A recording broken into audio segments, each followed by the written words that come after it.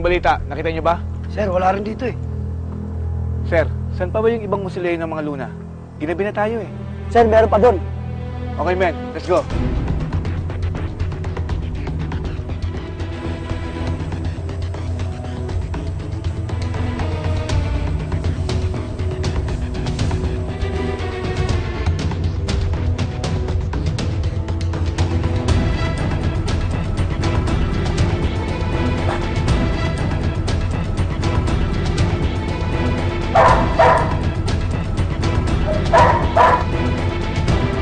Sir, meron pa rin.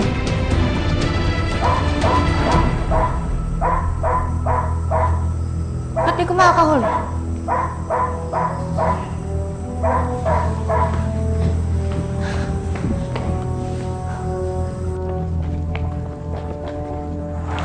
Sir, sabi lang po kayo.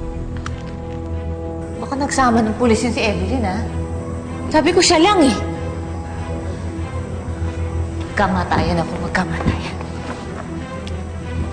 Teka.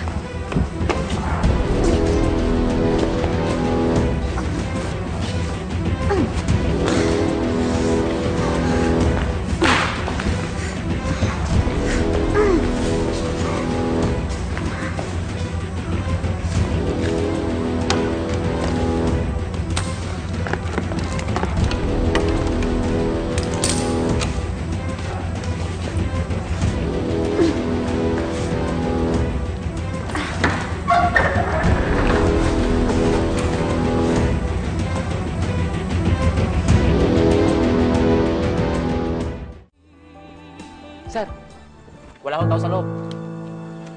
Walang tao. Saan nila dinala anak ko? Naaring sir doon. Ana, Mama? Sigurado ka, wala kang sinama? Wala akong kasama. Sumunod ako sa usapan natin. Mama, hindi ka dapat nagpunta dito. Mapapahama ka lang. Anak, ang importante, magkasama tayo. Nakaka-touch naman kayo. Pag inawardan kayo, ha, pasalamatan niyo mo. Kasi ako ang dahilan na reunion na to, eh. Mama! Mama! Mama! Mama! Welcome sa reunion niyo sa impyerno.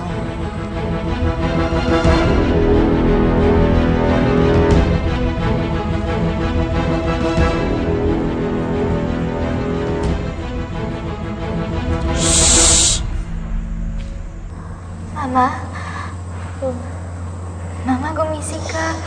Anak.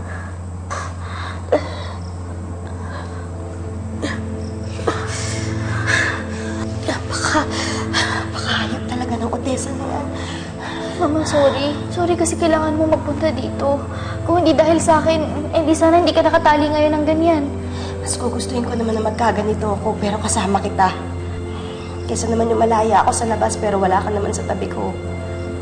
Anak, sorry ha.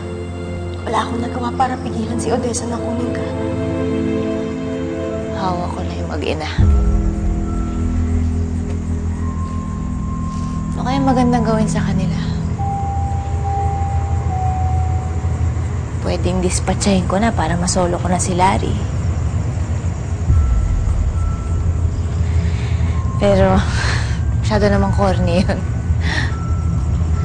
Dapat magdusa muna sila. Mama, paano kung hindi na tayo makalabas dito? Nagawa niya na sa akin dati yun eh. Huwag. Huwag kang mag-iisip ng ganyan. Makakaalis tayo dito. Mabubuhay tayo ng maayos. Mabubuhay tayo ng masaya bilang pamilya.